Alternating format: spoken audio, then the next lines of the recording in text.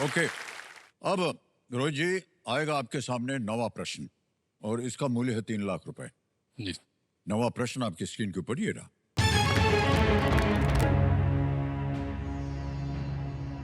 मध्य प्रदेश उच्च न्यायालय की मुख्य पीठ कहां स्थित है? Where is the principal seat of the Madhya Pradesh High Court located? Options: A, Indore, B, Bhopal, C, Jabalpur, or is it D, Gwalior?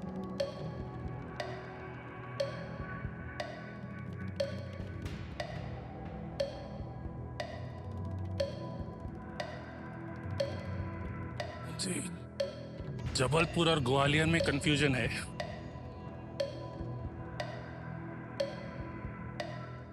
I'll use a lifeline. Okay, कौन सी? शांत हो जाइए। ऑडियंस को ऑडियंस पोल को अंकित कर दिया जाए। ये ऑडियंस पोल की सहायता मांग रहे हैं ऑडियंस, और आपका समय शुरू होता है अब।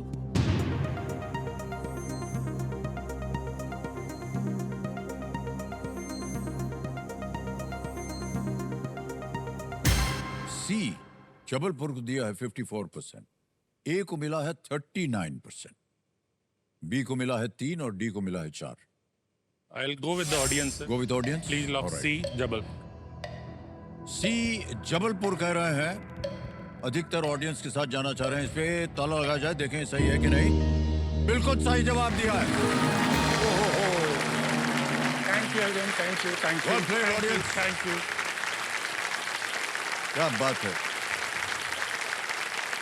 ग्वालियर और इंदौर में अन्य बेंचों में हैं जहां पर प्रिंसिपल सीट जबलपुर में है। बहुत बहुत बधाई आपको मान्यवर। 10वां प्रश्न खेल का दूसरा पड़ाव आ गया है। 5 लाख रुपए बहुत ही महत्वपूर्ण जगह होती है खेल में। इसको पार कर जाइए तो बहुत सारी और भी सुविधाएं जो है आपके पास आपको प्राप्त होंगी। 10वां प्रश्न 5 लाख रुपए और आपकी स्क्रीन के ऊपर ये रहा।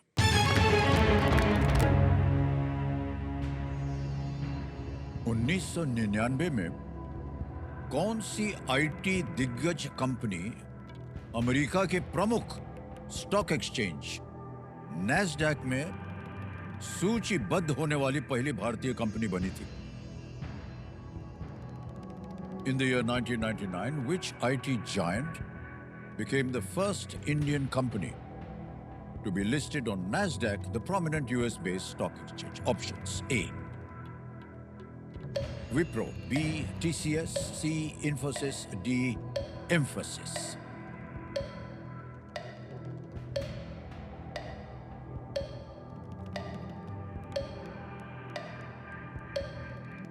मोस्टली इन्फोसिस है सर, बट कंफ्यूजन है।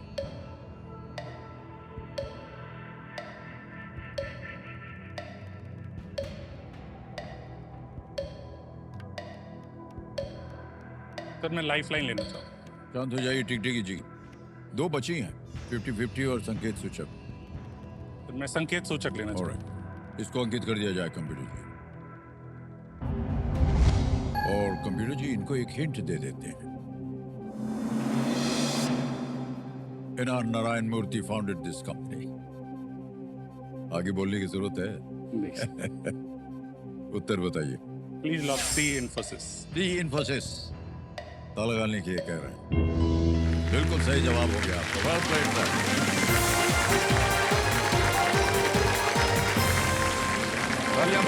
के लिए एक चेक आ रहा है 5 लाख रुपए का। Well done sir.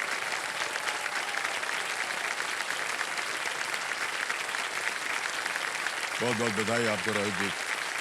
5 लाख रुपए आपने जीत लिए हैं।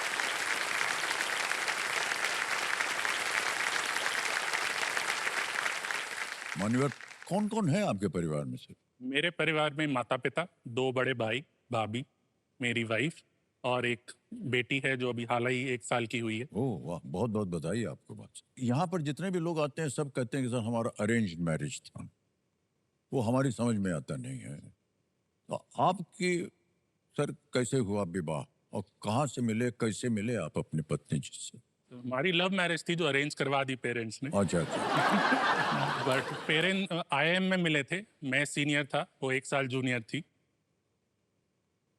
तो CV रिव्यू, रेज्यूमे रिव्यू के लिए आए थे। मैं इंट्रोवर्ट की, सिर्फ रेज्यूमे देखूंगा, वो बबली रिज्यूमे के अलावा सब बातें कर रही थी, बिल्कुल सब। रिज्यूमे नहीं, कोई फर्क नहीं पड़ता, देखा जाएगा, बाकी दुनिया भर जहान की बातें करा लो। तो बिल्कुल ऑपोजिट थे, काफी डिफरेंट थे।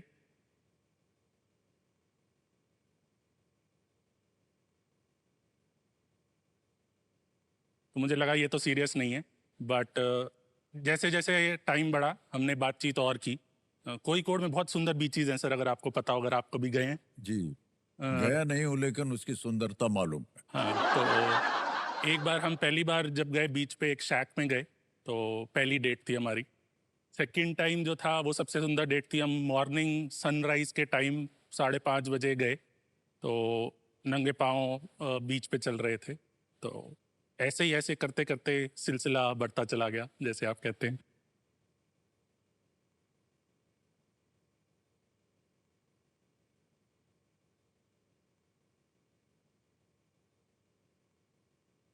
तो आज भी साथ है, उन्हीं के साथ बेटी हुई। ये बोलना जरूरी था कि उन्हीं के साथ बेटी हुई। लेकिन पिताश्री, आपको मालूम था कि ये सब चल रहा है?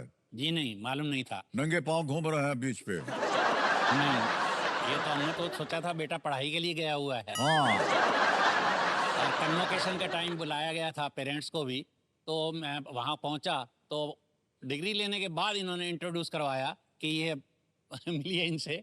तो मैं आई वाज सरप्राइज, बट फिर भी अच्छा लगा, ऐसी बात नहीं है। तो इन्होंने कहा, मैंने वो किया है तो आप एग्री करेंगे? मैं तो एग्री कर जाऊंगा, तुम्हारी मम्मी नहीं एग्री करेगी। ओहो, फिर सब तय हो गया बात। फिर सारा तय हो गया, फिर मैंने ही इनकी मम्मी को मनाया और हो गया था। बहुत बहुत बधाई आप दोनों को। ये